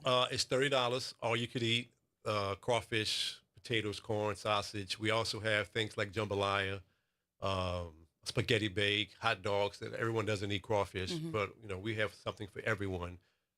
$30 pre-sale, Hey, $35 at the door. I'm going to pause you. Well, that phrase I think was all you can eat. All you can eat. Now, see, let me tell you. Because sister likes not a pound. She wants. She likes 3-4 pounds. Sister Kate, listen. Don't let the size fool you. Like me and crawfish could go. We gotta understand that. Personal Yeah, relationship. it's just the guy where I get my crawfish. They know me by name. Like I could call and place my order and like just go pick it up later. That's just how. Wow. That's how bad it is, Mark. It's terrible, but I love it. But, you know, a perfect place for you is Saturday. All yeah, you I'm can trying eat, to 2 to tell you 6. something. So where can folk go to get their tickets? They can go online. We have a site. The best way is actually just reach out to me. People have been calling or texting me, and I would send them a link to purchase because the pre-sale actually ends today at 5. Okay. And from 5 o'clock until the event, it will be $35. Okay. And we will be able to take cash or credit card at the door to pay $35. And this Saturday. Tomorrow. 2 o'clock. 2 o'clock. This Saturday, 2 o'clock at 2600. AP2 Row. Or as we know it, 2600 London. Yeah. See, that must be an inside thing. I know nothing about it. Right, you're too young to know anything about that. All I know is AP2 Road, 2600 Rise Sons. That's all I know. Right. So, but shout out to y'all's president though. He's doing doing some phenomenal work over there. To kind of give you a little background, that this group, the Alumni Advisory Board, was created back in the 90s to help the president with fundraising and development, because back in the 90s, the school didn't have the resources to hire actual professionals in that field. So we are actually the fundraising arm to the president back in the 90s. But when folks like Kenneth St. Charles and Austin Taylor came aboard, they have that development and fundraising background where we're not as needed as much as we were in the past. But that's a good with problem helping to have. with fundraising. Yeah, Exactly. That's a good problem to have. And listen, I'm you know, we joke a lot about school rivalries in the city of New Orleans, but we cannot overlook the camaraderie that we see amongst St. Aug graduates. I just saw it on full display when I tried to be host. I try to be a good host and warmly welcome him to the studio, and he was like, "Hold on, back up. I gotta shake hands with all the purple knights in here." So I literally had to stand to the side. Somebody gonna give me hazard pay for that, because I endured a lot in that little short amount of time. You were fortunate to observe that. Let me say something. First of all, let me let you know what school I went to. Because, I was trying to respect the fact that y'all are purple, too. But please don't make no mistake. I graduated from the University of Edna Karr, okay? And until y'all can get y'all football in order, you don't have no right to speak to me with that tone. St. Aug is more than football. You talking to a state champion right now. St. Aug is more than football. And so is Karr. Okay. Please don't act like I graduated from Edna Karr Magnet. Okay, Magnet. Isn't a magnet something Please, for a refrigerator? please put the respect on our name. Okay. That means we're academically inclined and gifted. That's what it means. Some of them. Well, we'll welcome some other colors on Saturday. Right. And it's $45 for core graduates. Well, yeah, right. I'm a judge. So I'm a judge. That don't pertain to me. But it's Saturday. It's at 2 o'clock. $30 pre-sale, $35 at the gate, and it's all you can eat. All the crawfish and the fixings, and there's also some food. What's the other food again? There's also some jambalaya, spaghetti bake, hot dogs, Italian ice with nachos. For non-crawfish or shellfish allergy people, because I do know some folk have shellfish allergies. But it's a wonderful event, and it's for a wonderful cause. Like, I don't think that anybody who did not go to St. Aug would mind coming to the Crawfish Bowl to help mitigate some of the strain it is on families to pay that tuition. So I think it's a good cause. I think, people realize the value of St. Augustine High School in the community. Yeah. Whether you're a graduate or not, they see how important that institution is for the betterment of the city of New Orleans. Yeah, but it's still a good, fun rivalry to have, because I know we have friends from McDonough 35, McMain, Carr. I reached out to McDonough 35. Like there's some alumni bases. I mean, even the schools, some of the schools that are not there anymore, they have like fierce alumni bases that I just think that's a part of being from old New Orleans, because that school rivalry is embedded in us. It's pride. It's fun. It's a good little banter to have back and forth. And I really, really am so sad that our current kids don't really get to really benefit from that or really even understand it, the depths of it. So St. Aug is doing some wonderful stuff in the city, as are a lot of the other traditionally Black high schools from pre-Katrina New Orleans, because I do believe the conversation about McDonough 35 doesn't happen enough in terms of its importance to the city of New Orleans, and I think it's in that same conversation with a St. Augustine. That's my mom's school, I really believe and my that. grandmother's school. Yeah, because who at one time that was everybody's school, you know what I mean? Because that's where you could go. Yeah, right. Yeah. But this is a wonderful event.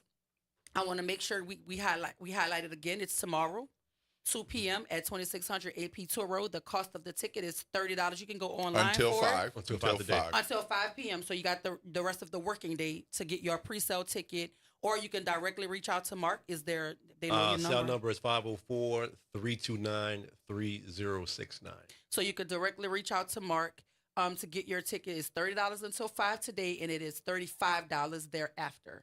So if you want all the crawfish you can eat, and all the fixings, and even some stuff that's not crawfish, you want to be at 2600 AP Tour Road. And I mean, there's not many reasons why I would go to 2600 AP Tour Road, but I would go for some crawfish. I'm just saying. And it's great camaraderie among the purple. Are y'all gonna have purple on out there? Of course. Yes. But it's okay to wear other colors. Is it gonna be St. Aug purple or Omega purple? Probably both. I mean, it actually probably will be both. Shirt? Yeah. Both. No. I'm starting to think some of y'all pledge Omega Sci-Fi so y'all can continue in a purple and gold easy on the wardrobe. Easy on the wardrobe. And it's a wonderful place to reconnect with family members, with community folks. You see my face? I'm telling you, it's like amazing. And, like sitting there going down hard on the crawfish, and then it's like, wow. I haven't seen that guy in 10 years, right? And you get to have a conversation. So, quick question: do people have to bring their own chairs and things like that? No, we have seating for outside and inside. No chairs. That was a good question. Yep. Like, do I need to come like I'm going to Jazz Fest, or No. Just roll up with my stomach empty? Yep. Yeah. And it's going to be a beautiful day Saturday, but if you want to go inside, there's some seating inside. Exactly. I'm going to find all of the Edna Carr stuff I could find. I'm talking about from head to toe. I'm going to find it all. Listen, I'm going to find it all because I need y'all to know where I come from. That's fine. I'm just saying. All right. Make way for the purple. Y'all in the Catholic League. Big purple. It's okay. We'll take y'all. You'll take us. Why you make us sound like an orphan? Like, you'll take us. What is it? Bring your $45. So do you have any sponsors that you want to highlight from this year's event? Yes. Major Services, one of our top sponsors, Bobby Major, who's a graduate, 65 and 87, junior in the third. Lewis Coaches, which is Harold Lewis, the 93, and his son Braden Lewis, class of 21. This year we had a class of 82. Also be one of our top sponsors, where classmates came together and you want to know how old I was in 1982? You probably weren't even born in 82. Oh, my God. The Cousteau Jupiter Scholarship Fund, Professional Funeral Services with Malcolm Gibson and Norman Roussel, class of 84, as an LLC, Start Smart. Yeah. Clarence Johns, who's a former baseball player at St. Augustine, has his own sports organization out of Atlanta.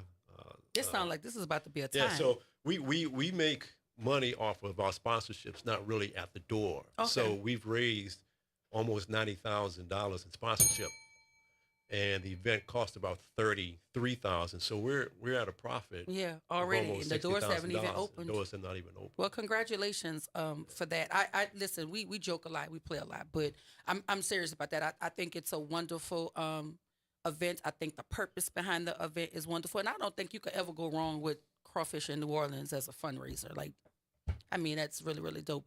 But I am going to be head to toe car if I come up in there. Okay. Everything. I'm somebody like I might bring little pom-poms and everything because I need people to know that, you know, I'm in treacherous territory, so I need people to be able to spot me. I need to safely go in and safely get out, so I need people to know. You know, look at you and smile and say, you know, yeah, baby, you so cute. Whatever. No, but I'm serious though. But tomorrow, 26th. Will, are you going? We'll purchase his tickets already. You're not gonna go like last time. Go all late and it's all over. No, that wasn't last time. It's been a few years since I've done that. I was like, what time you getting there? Will 1:30? No, I'm aiming for 1:45. 1:45. Take it in hand. Well, listen, the party starts at 2. You can get your prepaid ticket up until 5 o'clock today. That is a $30 ticket for all you can eat crawfish and fixins, and even some stuff that's not shellfish related. They have Italian ice.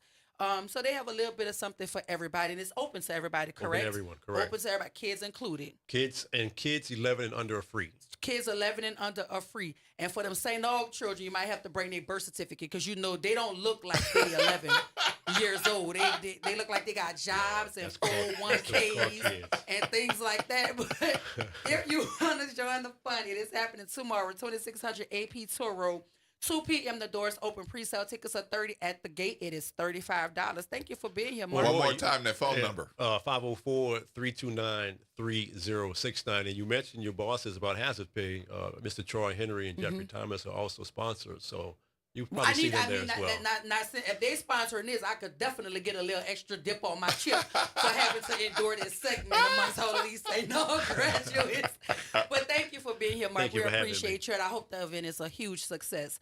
We have to go to break, but when we come, oh my gosh, Cedric, I'm going to catch you on the other side. I said enough purple for this segment. I'm going to have to catch you on the side of the break because I'm certain you want to add a little bit. That's another St. Augustine purple night. When we come back, we're going to wrap up the show as only we know how right here at WBOK 1230 AM, what New Orleans is talking about all day long.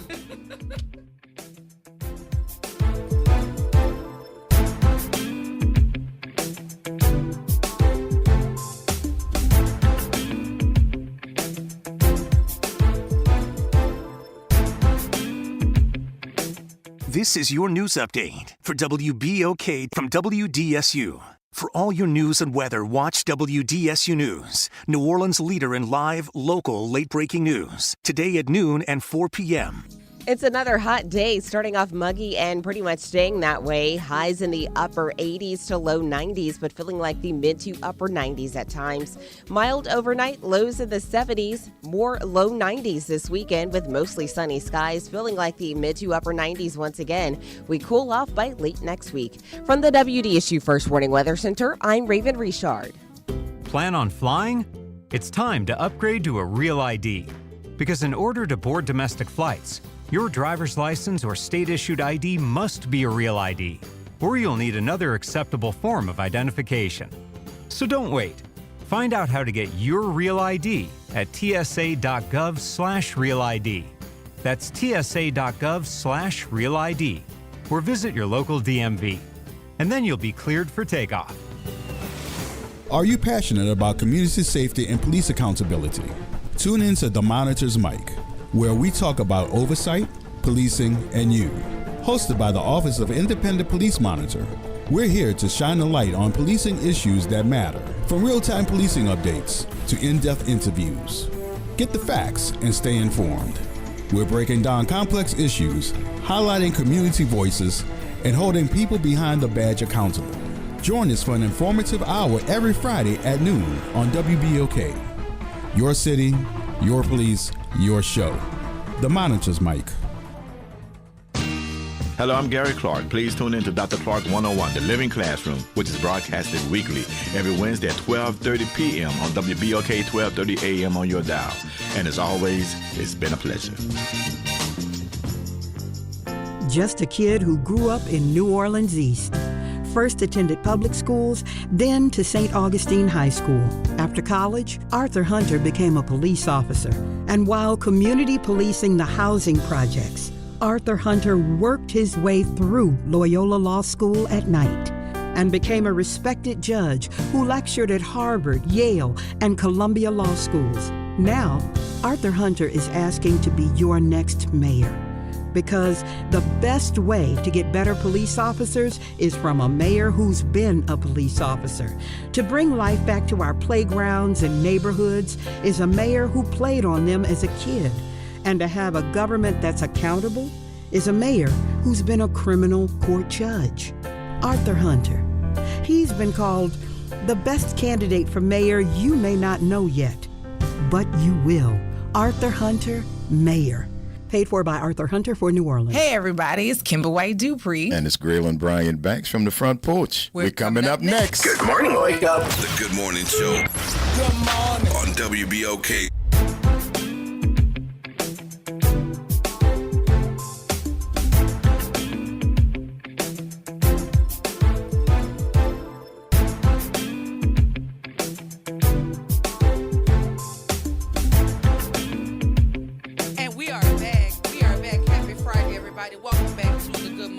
I'm your host, Dr. Ashanta Wyatt. My co-pilot this morning is the Will Sutton. Good morning, good morning, and good y'all morning, know my New super Orleans. producer, Nyron Sanders. Yeah, both of them are purple, y'all. Purple. Both of them are 2600. Purple. We're going to go straight to the phone lines to hear from another 2600.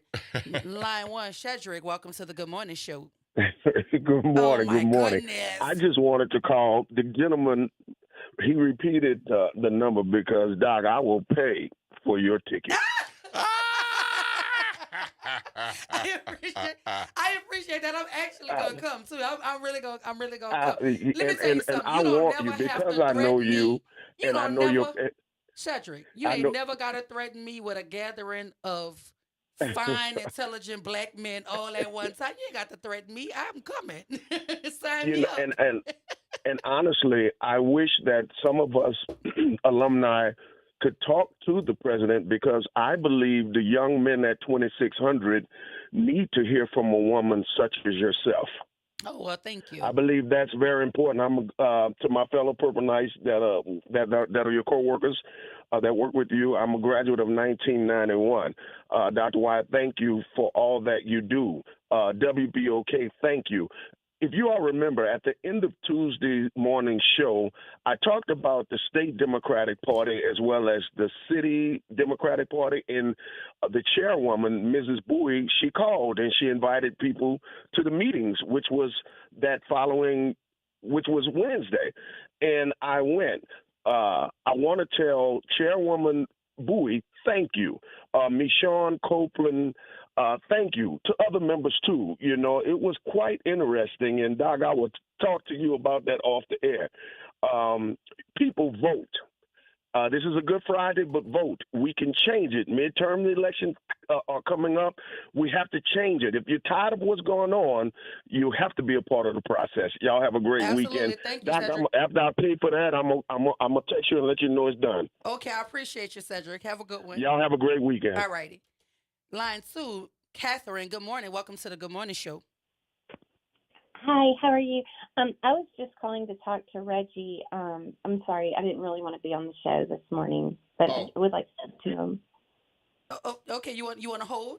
You can hold. Put her on hold, Nyron. Hold the call. Listen, this has been a dynamic show. We want to give a shout out to our guest, Ken Jones, talking about conversations on government and criminal justice matters. And we also had Mark Bucrave talking about the 35th annual Louis B. Sony Crawfish Bowl. And Mark is purple. Yes. Yeah, the 2600 purple, not the 3332 purple. Yeah. Because, see, I was going to let him live and not talk about car at all. But, see, he started with me. Like, don't start with me because I'm going to put my K in front of my A every time. Don't do that. But I do love a good school rivalry. I always do. I think it is natural in New Orleans. I think anytime you walk up on somebody and you ask them what school they went to, if the answer is not their high school, they're not like us. No. They visitors. This is not their terrain, right? Yeah, Nobody cares which HBCU you went to in New Orleans when they're asking you about your school. Yeah, when you're other places, yes, your HBCU might lead the conversation. But when you're in New Orleans, in these streets, and somebody asks you what school you went to, they're trying to figure out who your mama and them is and what street you grew up on and what neighborhood you from. So just please be advised. But no, it's been a wonderful show. It was a good show for a Friday. I don't like my friends to be agitated and upset. And so I'm sending good vibes out because, when we get passionate about something, especially when we feel like people got our names in their mouth, because, I'm notorious for that. Don't call me if you don't want me to answer. Don't send for me. Yeah. Right? Yep. I don't like my friends to be upset, but what I do like is good discourse, right? We got to be able to talk to each other, and we have to be able to respect people's different perspectives, but we got to honor the truth in things, right? And we have to be transparent about things. And work through what happened when, what is legal, what is not legal, why don't we know more? These are legitimate questions, and people want to know so they can understand, make their own decisions about it. Right. But they need to know what exactly is what when, like with this RP, with this negotiation, who were the folks, the companies that wanted the contract. How did Richards get involved? I mean, these are things that people who do want to know. And they don't have to live in the French Quarter to want to know this. Yeah. And here's the other thing, too. We want equity in all systems. Yes. Right? We can't call for equity when it's other races or ethnicities of people in control of things, and then don't call for equity when it's Black folk controlling the outcome of things. We want equity and transparency in all things. And so we want to make certain that we honor that whole process when we're going through it. And so for me, I have no problem with folk asking the hard questions of those of us who put ourselves in positions, public positions, to have to answer the questions, whether that be elected officials, whether that be community leaders.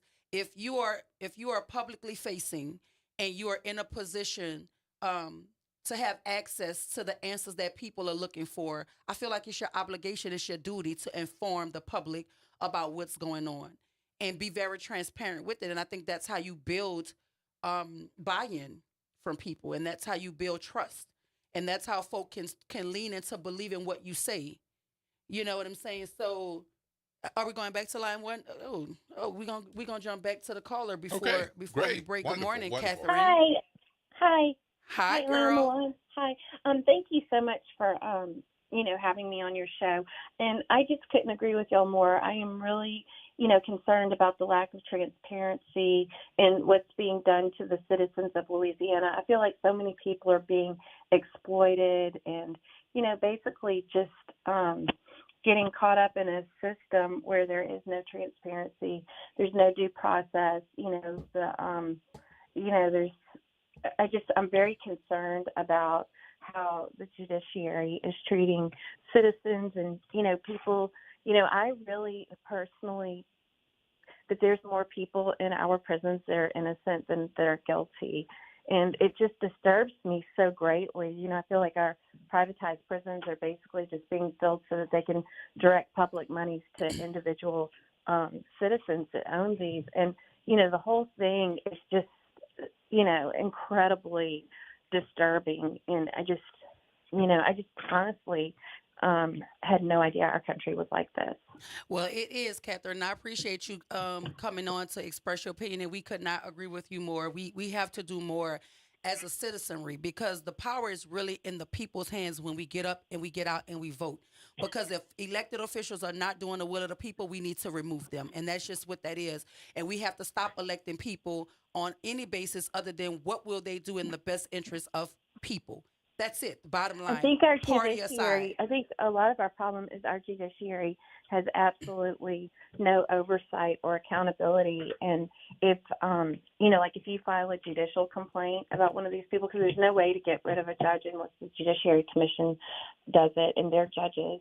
Yeah. And, when you file a judicial complaint, you're automatically put into, if it has merit, you're put into a gag order and your complaint is given to the judge. And from that point, it takes 3 to 5 years for your complaint to be Yeah, investigated. that has to And change. you can't talk about it. So during that 3 to 5 year period, you experience judicial retaliation, which is god awful. And so then, you can't tell anybody about it. Nobody knows about it. You're being retaliated against. Your record is Catherine, being, you know what I want you to do for me? I want you, and I'm going to get your phone number to make sure we put you back on the show on Monday. Because this is a I conversation. have documents I've written. I have so many I can newspaper tell. articles here on the Fifth Circuit. I can tell. They were having people that were imprisoned that were submitting appeals, thousands of people, and I guess the Fifth Circuit didn't feel like doing any work, so they just would automatically deny their appeal without even reading it. And I don't think anything happened to the Fifth Circuit. They just got to correct their own Naren, I want problem. to They get her didn't- back didn't get in on trouble. Monday. Because we have to go, Catherine. I'm sorry, but what you're talking about is worth talking about. So we're gonna I'm get very you. We're gonna passionate get you about back it, and I on. have But I appreciate you volumes this of morning. material. All righty. Yes. Hang on. Listen. We could get her back. We have to go, but I wanted to mention a couple of things before we went. There's Operation Go happening in Louisiana. Yes. And it is the governor has signed an executive order that could give police across Louisiana federal power when it comes to enforcing immigration laws. I believe that is extremely dangerous. While at the same time, he has cut programs by $30 million while adding $50 million to the LA Gator Private Education Fund. Mm-hmm. So he's cutting money for the most vulnerable populations of children while putting money in coffers for kids and families who could already afford good schools, right? And talking about this immigration law that he's now given police federal powers for in the state of Louisiana, Kristi Noem is pitching a reality show for immigration. For immigration, she wants immigrants to compete for U.S. citizenship. So the reality TV guy that is running our country is now about to allow Kristi Noem to pitch a reality show. You know she's probably gonna get it, where immigrants are battling for citizenship, like the Hunger Games or like the Squid Games or something. This country is a whole joke. If I've ever seen one. We are living in a real life SNL skit, and it's never ending. We got more to talk about, but All we're out the of time. Listen, we y'all got some other stay folks going to tuned. be coming up. Y'all stay tuned. And- Up next for the Front Porch, we're Grayling and Kimber. But as far as the Good Morning Show, Dr. Wyatt, Will Sutton, and the Naren Sanders, we're going to see y'all next week. This is WBOK 1230 AM, what New Orleans is talking about. All day long.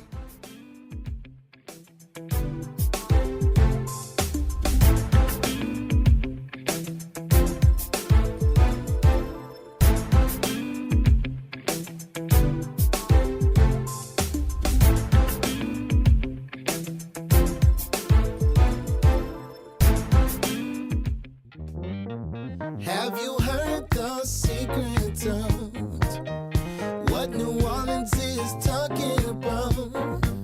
I promise everything will be okay if you're listening here on the airwaves.